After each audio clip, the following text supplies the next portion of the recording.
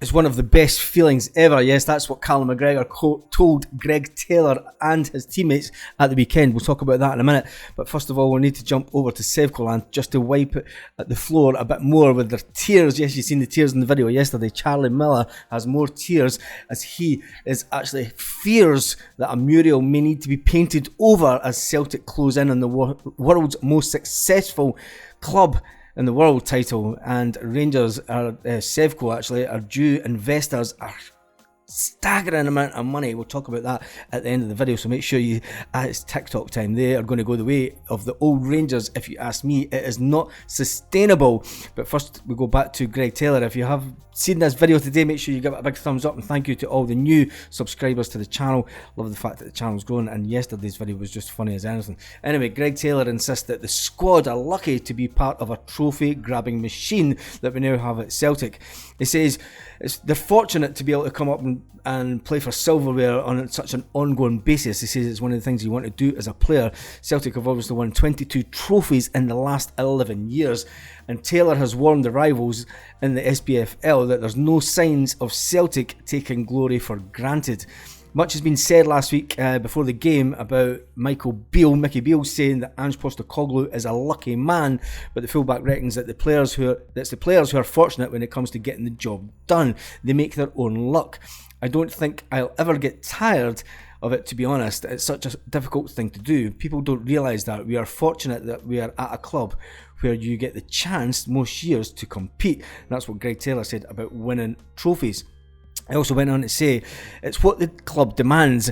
On Sunday, the Celtic support he thought were outstanding, and they deserved it. Celtic side deserved it too, as did the number of the players on the pitch. They couldn't believe what they were actually seeing after the game. They thought it was fantastic. Callum McGregor, on the other hand, ran the show with Rio Hatate in the tight areas, and he says that Callum McGregor was basically turning around and saying to him that he said to the players that you'll never ever get sick of winning, and he says it's something that they instill into the players on an ongoing basis. That's just what I think to be a Celtic fan. We seem to be back to where we were before the 10 in a row. There was a comment yesterday actually, and it was could not winning the 10 in a row be the best thing to happen to Celtic? And I would say yes. I always said years ago when I ran the Rafferty bus, I said at the time winning the 10 would always be the hardest, because Sevco and everyone else in Scotland would do their utmost to make sure they upset the apple cart and made sure that Celtic wouldn't win. And I think the COVID year just it was one of those things. But moving on, over at Sevcoland, Charlie Miller, he fears that a Rangers mural will need to be painted over as Celtic close in on the world's most successful title. And there were only 3 cups, 3 cups behind it. So if we win a treble this year, it means there were 1 cup. Bring on next season when Celtic are then officially the most successful club in the world. That would just be amazing. Oh no, just wipe the floor with them, honestly.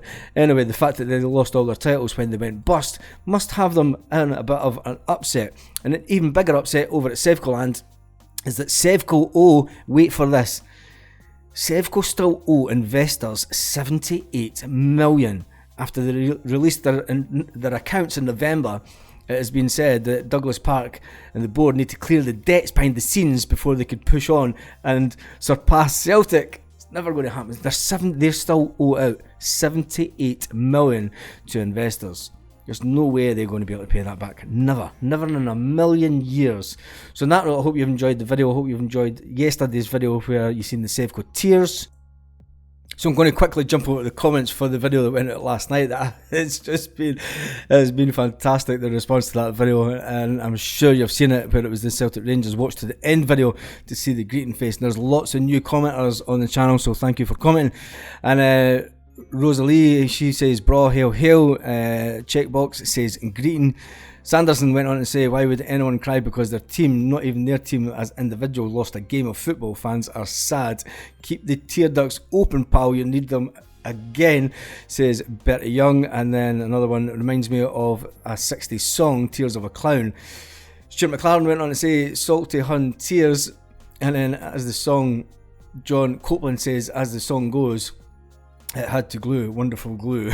Staunch, says Jan. And then ha ha ha, on the hoops. And there's too many comments to go through. There's over 250 odd comments on that video alone, and the fact that the Sevconians were actually greeting, and the thing is it's been one of their own that's actually videoed that and put that out on social media, so hell mend them. On that note, have a great day, Celtic fans all around the world, and make sure that you have a fantastic day, and on the hoops.